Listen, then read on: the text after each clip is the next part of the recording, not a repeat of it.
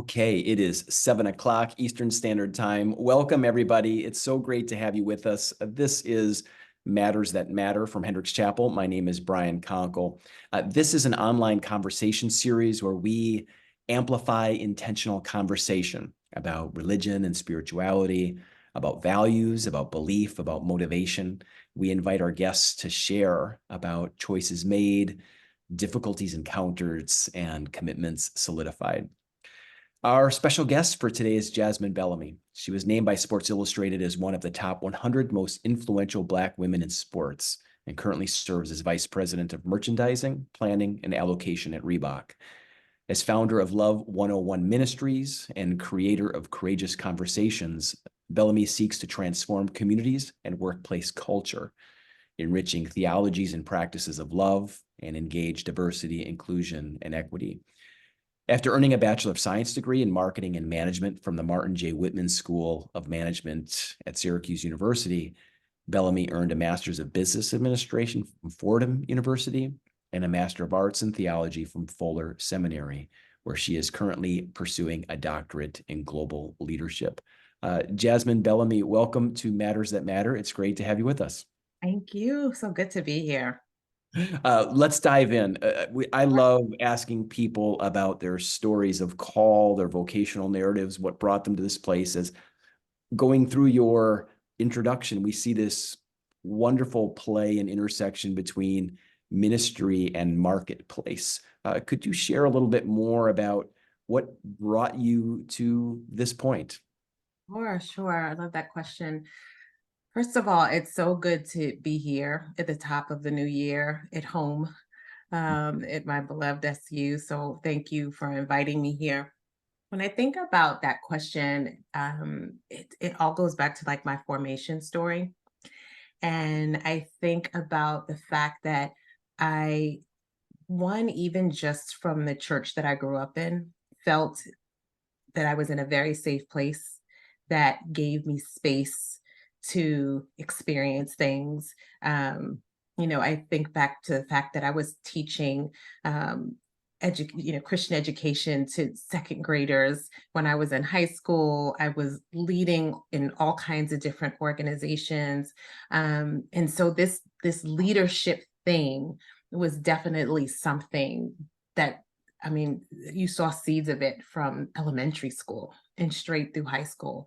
Um, and because so much of that context was a faith-centered space, so whether it was my church and my elementary school was attached to that church, or my Catholic high school, I was growing as a leader in a very faith-centered space. So the two went together for me in a very, very natural way. And then when I think about the business aspect of it, what I think about now is the fact that I have a pastor who was a former banker. And so I think, for 27 years, I've watched him, and he's been my beloved teacher and the most influential person in my adult life.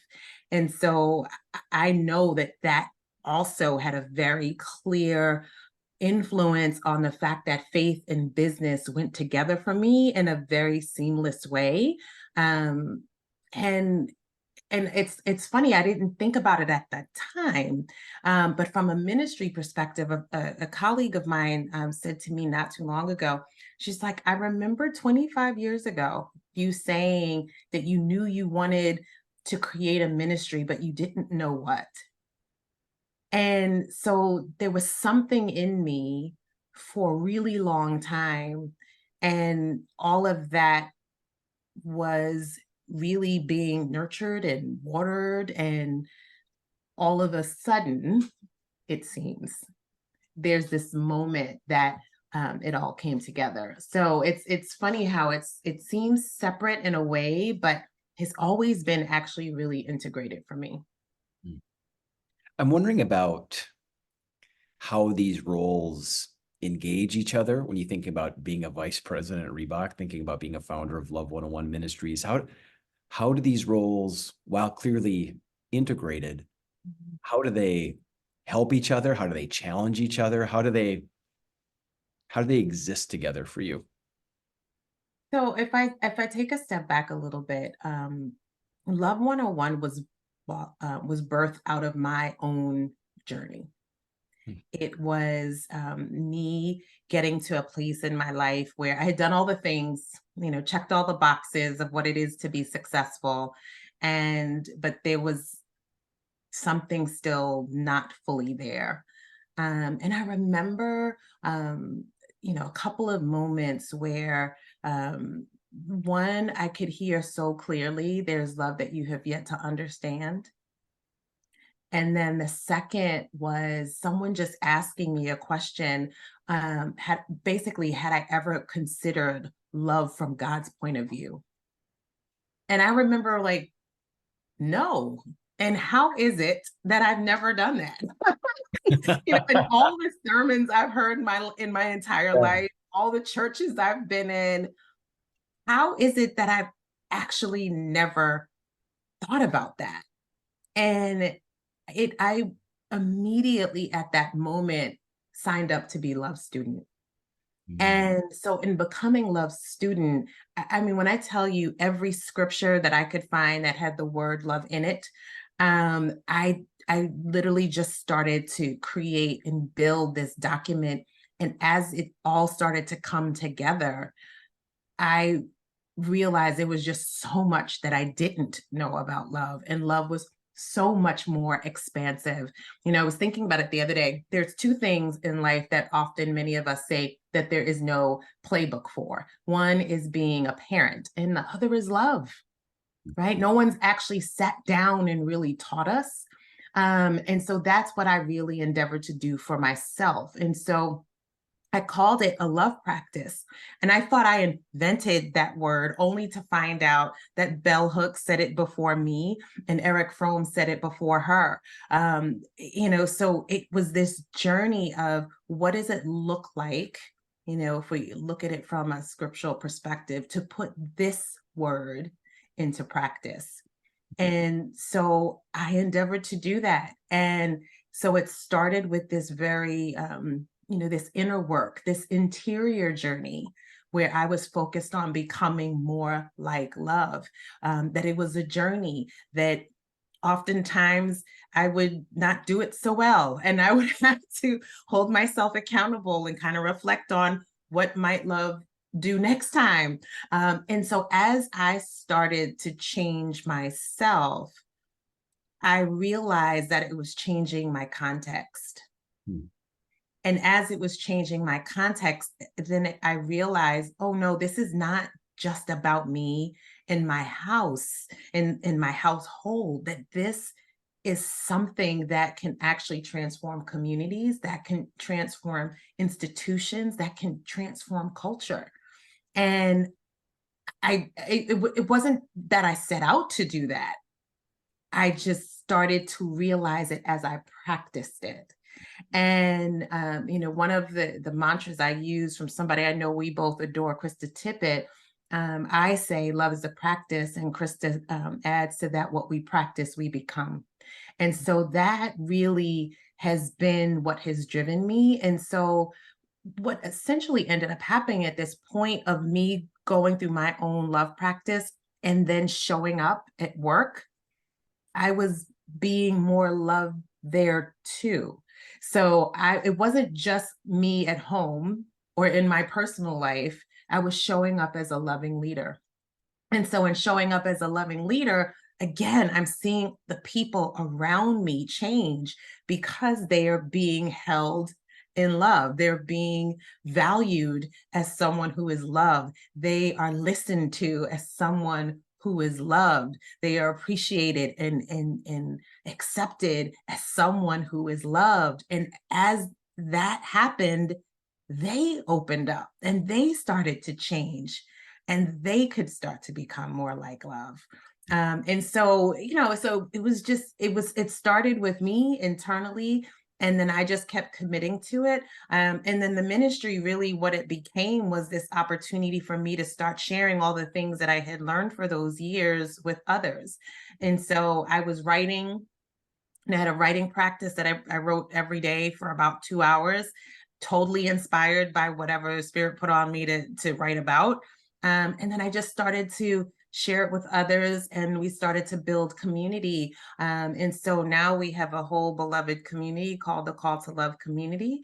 And we also offer the Call to Love experience live. So now we're also offering this communal practice where we can once a month get together and talk about this theology, the practice, what it is, the spirituality of love, and what does it look like in our lived lives. And so what I have found is that, I think about so many of the stories where my colleagues, they name it. A colleague, I remember asking her, what does it look like for her to practice love at work? And she reflected back to me. She's like, no, the way you treated me, that's love at work. You are our loving leader. Another colleague on my team telling me a story about how she channeled her inner Jasmine in a really challenging moment, and how it ended up so much better because she was practicing love in that moment. So, you just start to exude it to an extent, right? Once you continue to embody it. And so that's kind of how it all has come together. But it just means that I show up with more grace. That doesn't mean that I don't seek excellence and I don't work really hard and I don't ask tough questions. But it does mean that I bring much more curiosity to situations, that I'm looking for the best in people, that I'm looking to understand them. So it very much is I call it a posture of showing up as love in every situation. I love what you said about, that posture and seeking to understand, being curious. And I love that we're having this conversation about work and love on a Monday. It just seems to fall into place really well. You're leading me into the question I wanted to ask around some practicalities. In the workplace, many of us are supervised by one or perhaps more, and some of us supervise others. I guess what I want to ask is, what does it look like to lead others with love, and what does it look like to be led practicing love? Because I think about two directions in terms of how most operate, right? You have a supervisor and perhaps you are supervising others. What does that look like in both of those directions to you? So obviously, based on the point of me being a loving leader, I'm definitely thinking of what it looks like to be love in my context, and how I'm managing my teams, how I'm inspiring my colleagues. It could look like a brand new associate that comes, like I have two very junior assistants that just graduated from college not too long ago, and they've joined our team. And one of the things that we do is we always invite our new team members to come share their story. So, we create like a collage, and we use the pictures to tell our story. So when I think about what it looks like for them to show up loving, it's them opening to share their story with us. It's us inviting them to share their story. But what also happens is when they started with me, I'll just call them and get a half an hour on their calendar, because I want to talk to them about what they're interested in, how they're adjusting, and if any questions they have. I had a situation where I didn't know the cultural background of one of my colleagues, and I thought because of the news that it might be a moment of distress for her, and I just sent her a note on a Saturday. Like, I woke up thinking about you. I don't know, necessarily your cultural background, but just know that I'm here for you, and that I'm always, if you need a moment, if you need to tap out for a minute because it's too much, just know that I'm here for you. And, so it's those kinds of things, thinking about people holistically. As I've shared often too, just being more human. So I think it's funny, there's a book that I've been reading, that's called Love as a Business Strategy. They talk about it from like the leaders of the business, the CEO and the C-suite. And there's definitely a lot of span of control when you are in that seat. But where I am at the senior leadership team level, I'm also influencing my CEO. I'm also trying to influence my peers as well as the team I'm cultivating. So it definitely moves in a lot of different directions and requires a lot from us. Um, there are times where you want to bang your head against the wall, but when I talk about the practice, we begin again. So we always have that opportunity, like literally to take a breath and start again. So those are the kinds of things that I think, whether it's me setting the tone for my team or inviting new associates to be themselves and share themselves with us, to tell their stories so they feel as if they really are seen and known and valued. Um, but I would also add it's the willingness to do that too. And I think that comes from all of the different levels. I think that's one of the biggest things. It's just the openness.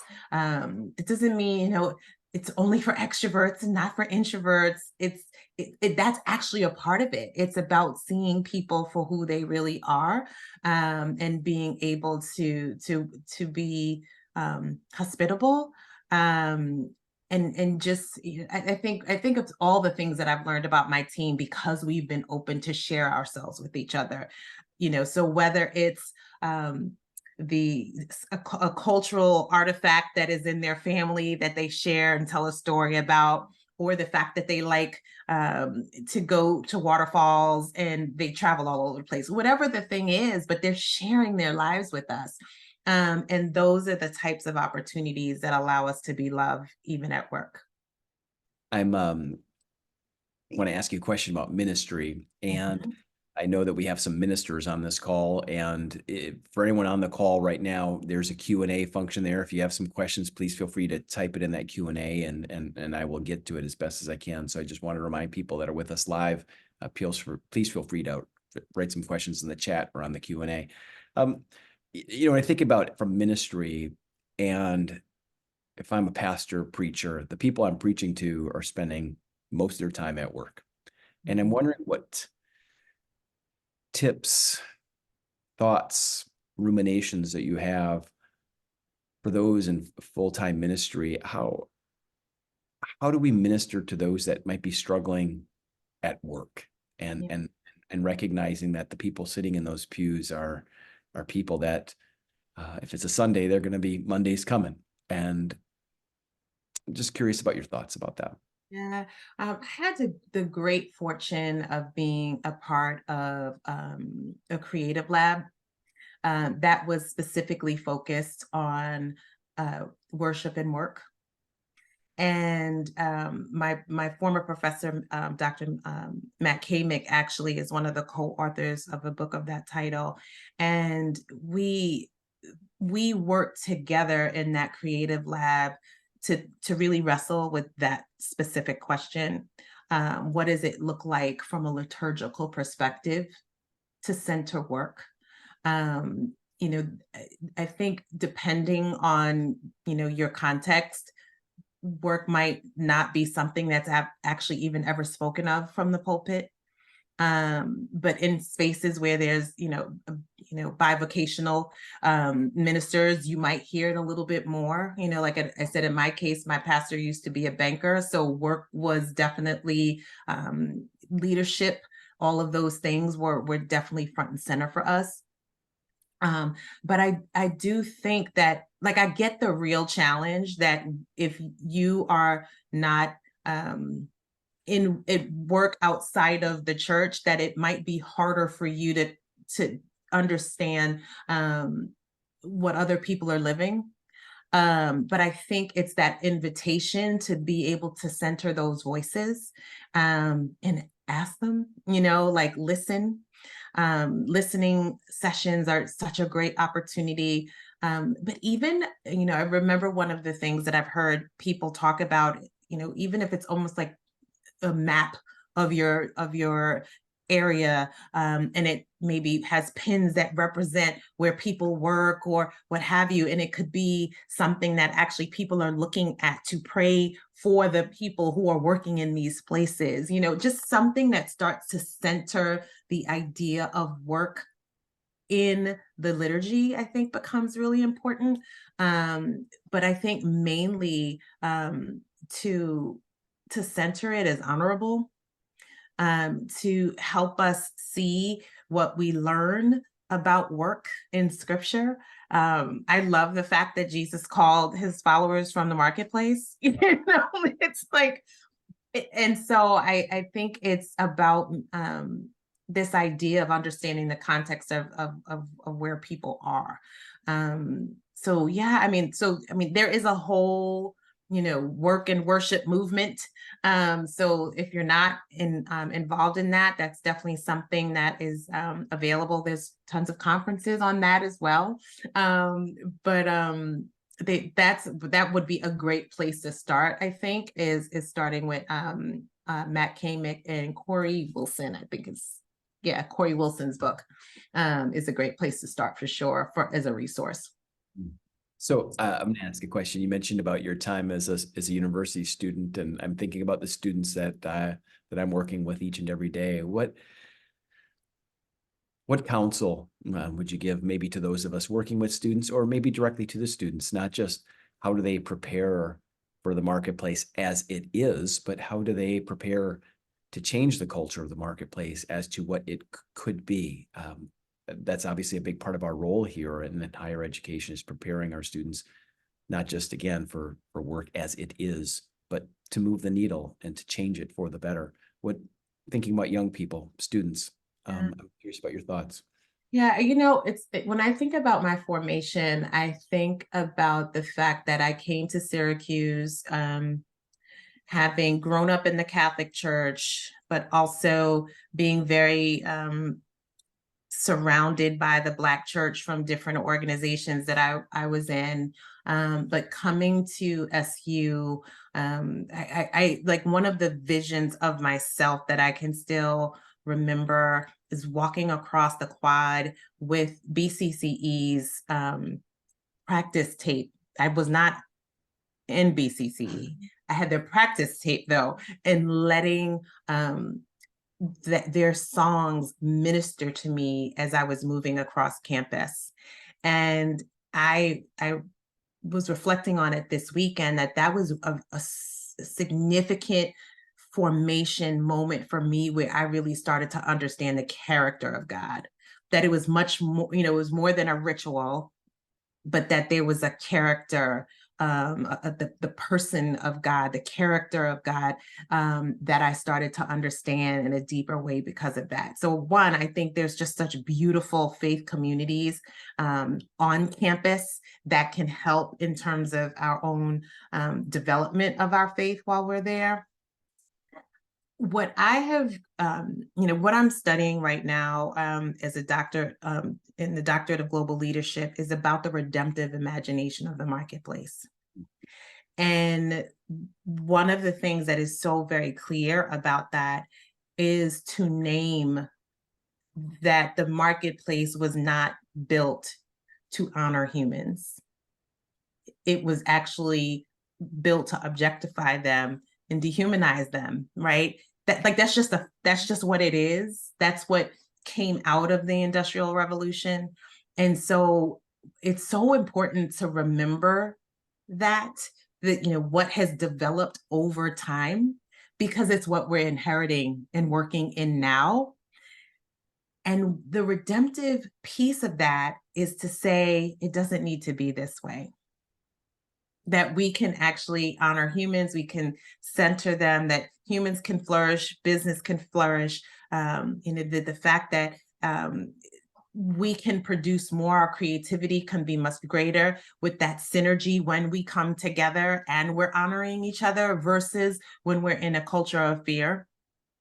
And so part of coming into the workforce is being very clear about what it was built on, but the fact that there's an opportunity for us to create a new pathway. And so reimagining what it looks like, to not take the bait on fear, to literally be fully who you are in those spaces, because when you do that, you're actually going to bring your best self into that system. And so what does it look like not to put your faith at the door when you walk in? And those are the kinds of things that to me are super radical. They are the resistance walking into work as your full faithful self, and not feeling like you have to silence that for anyone, and actually understanding that's actually you bringing out your best in that environment. And so I think sometimes we're just so focused on getting a job. We want a career. We want to, be successful and all of that. And we don't realize what we're putting ourselves into. And so that awareness, and to figure out what it might look like to be a transforming agent in that space, to be light in that darkness. Right? These are such beautiful theological themes for us. That's, to me, is what the opportunity is, to just not conform to that world. And so that's not that I'm going to deliver a sermon, but that's the idea of it, right? Is that it's funny. I had this debate once with one of my professors, which was really, really brilliant, right? The idea that we don't want to throw out the word countercultural, because sometimes the church can actually be countercultural. So, but in this case, if we're clear about the culture of work, that it is based and rooted in fear, and love is what Christ followers, that's the pathway we work on, that this is a moment where we are being a countercultural force for good in that environment. And so what does it look like for us to be light even there too? I'm curious about when you're talking about being an agent of transformation in the workplace. I immediately get these visions of, quite frankly, people I know, and some of them might be places that are more open to it, here in a higher education environment, in a church setting. But then I think about my friends who might be construction workers or working on a large corporate farm, who'd be saying, Brian, that love stuff might work really great over there at church, but this, what's your counsel to those that just, there's a point in your journey where you had to cross over, right? To say, I'm going to try to be a change agent. I'm not just going to be a thermometer. I'm going to be a thermostat here, which takes courage. What's your counsel to those that might just be hearing this and saying, my workplace is so antithetical to this that I don't even know where I'd begin? Because I have a couple people in my mind that would be listening to this saying, that's just not my world. But you've made it your world. And there was a moment where you had to cross over. Could you share a couple of thoughts about that, please? Yeah, I mean, if I start from the simple, seems simple spot of just being human, that where we can treat people like subjects and not objects. From a psychological perspective, you hear all the time, right? People just want to be seen, known, understood, and valued. That's love. So what does that look like in any context?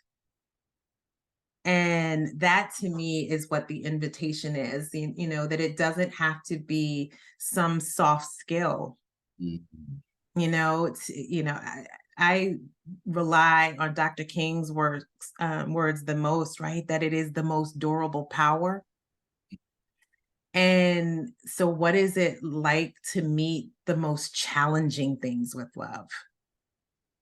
I've been, going through my own season of grief the past 6 months. And I said this at a conference once: work doesn't even teach us how to hold each other in grief. We're literally not being, we're so focused on productivity. And that doesn't mean we aren't producing things, but they're humans. One of the things I talk about, right, is at this cross section of culture, there's business and people. And so again, I think so much of it is just deciding that we're going to choose to be humans, that we're not going to choose we're not going to choose to dehumanize people, that we're not going to treat them as objects, that we're actually going to look at people in their humanity, and we're going to lead with that. And that to me then becomes kind of the rudder that moves us in any kind of context. I'm curious about one of my favorite questions I love to ask for alums is if you could, whether it's doing college over again or doing the times from college towards now, if you could do part of it over again, is there a part you would do over again, and how would you do it differently? I mean, I think about the fact that, I've shared publicly that it wasn't until 2020 that I came to work as my full self. I had been in the industry 28 years, and I came to work in this very segmented way. But when I think about where I am now as a leader, or how I am now as a leader, I am way better than I ever was. And I come to work with a confidence and a courage that I had not tapped into before. And so I just look at who I am now. And even, at the same time, when I think about it, so much more grounded, so much more connected to people, that it is not just about me and me advancing, but it's like, how are we all growing? What is your particular area of interest? I want to know, so that when I'm in a position to help you grow, that I can be an advocate for you. So I just know that I was not, I wasn't woven into a tapestry of love before. And so now I have people who I have, that have touched me so much and transformed my life, because I allowed myself to be accessible to them and open to them and allow them to change me. And I didn't manage work like that before. So I just know that I'm a better leader. I know that I'm a better team member. I'm more creative. I way more courageous. And when I think about the fact that I've always been known for how I've developed people, I'm not just developing my team, I'm transforming people all over my company. So I have people who I don't even work with directly, who are being influenced and shaped by how they see me leading. So my influence has spread. And the fact that I consider myself a joyful disruptor, the whole point for me was, we weren't going to just transform here in this company. We were going to share our light with others, so we could transform other companies. And so that's talking about influence. I was never here before, right? I just wasn't here. And so I wish in me, in some of those other, we know everything happens exactly how it's supposed to. It's all a part of the journey to get me to here. But that's where I can see the real difference, is that ability to just showing up, transforming your context, and the influence is just grown so rapidly, and it's gone beyond my one-on-one relationships with people. I'm wondering about your own spiritual practices, your own, shall we say, self-care, the things that you do to sustain and grow and thrive. You've got a lot going on in your life. And what are some of the things that you do to, again, fill in the blank, self-care, sustain, flourish, be well, be healthy? What does that look like for you in your life, in your journey? So I'm very, very serious about my self-care, for sure. And it started with a part of this transformational journey that I was on it was my spiritual transformation, not only just my, my inner life from what am I doing at home, but I took extended periods of time. I was in a 2.5 year spiritual transformation process where I went away on retreat four times a year for 3 days, and really got off the grid.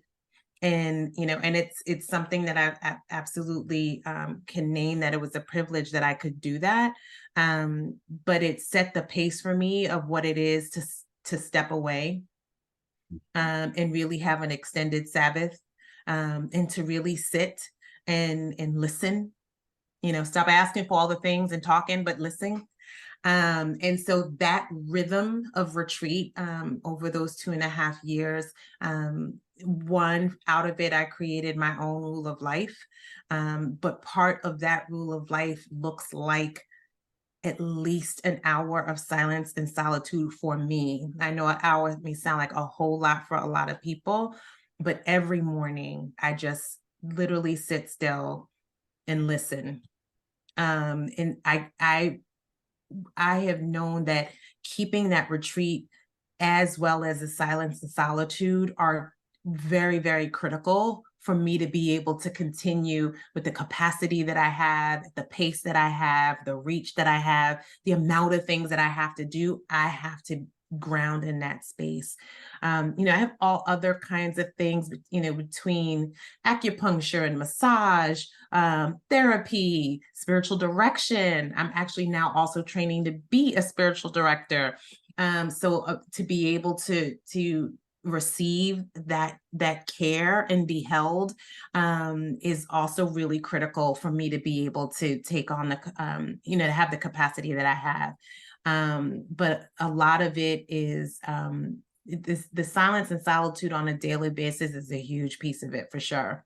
Because I just need the space, to be open to process. I'm not, just running all the time. I actually move it at a very slow pace in that sense. I want to ask you about, well, the title of our program is called Matters That Matter. And one of the things that I like asking as we're coming near to the end of our time together is not just what matters to you, but what do you wish mattered more to others? And we've alluded to it. We've touched upon it in various questions here, but again, it's matters that matter. What do you wish mattered to more people? And what I mean by that is people taking that time to think about it, do something about it. And I suppose this is the spirit of having this conversation in early January, where people do tend to take stock, make resolutions, reaffirmations, and recalibrate and align their lives. In the spirit of those new beginnings, what are some matters that you wish would matter more people? I love that question. I mean, I definitely believe the world needs more love, now more than ever, for sure. So I mean, between wars and firings and resignations and all kinds of just matter of divisiveness that is around us, that ability to be the presence of love in really tough situations is definitely deeply, sorely needed. But I have to tell you, I often think that part of the challenge is that people have not started with loving themselves. And so that whole love others as you love yourself, you're not loving yourself well, so you don't love others so well too. So that understanding that we are valuable, that we are the image bearers of God, that I really wish we would take that really seriously. Because I think if we started in that inner journey, how we are living out in the world will definitely allow us to be that transforming agent in life. So I've been able to ask all these questions, which means I'm steering the conversation in particular ways. I'm wondering, before we sign off for the evening, do you have any closing thoughts or anything that you wanted to share that perhaps I didn't give you a very good opportunity to share? Well, one, I appreciate your hospitality for sure. But I just think it's so critical, like the call to action that I often offer people, really anywhere I go is what is it to be love in your context? And I try to leave this little framework of the words, the letters in love, to give you something to think about, to remember, that the L, I always start with listen, listen deeply, to also to look again, which is, Richard Rohr talks about that second look. It's the etymology of the word respect. Mm. The O for open, open-hearted, open to change. The V for vulnerable and valuable, that we can show up as vulnerable, and also that others can be as well, and that we see the value in ourselves and each other as the Imago Dei. And the E, really all about empathy, emotional well-being, and expansiveness.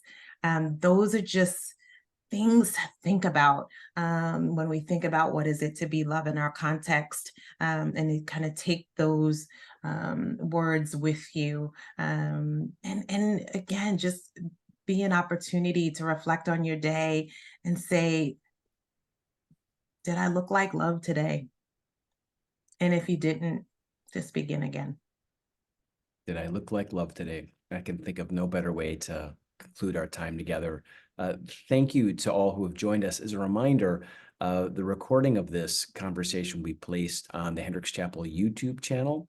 And also for other broadcasts from over the years, you can access that at chapel.syr.edu. So again, one more time, Jasmine, thank you so much for making the time to be with us. It means a great deal. And again, thank you to all the guests for being with us this evening. Thank you to all, and God bless each and every one of you. We'll be in touch soon. Thank you.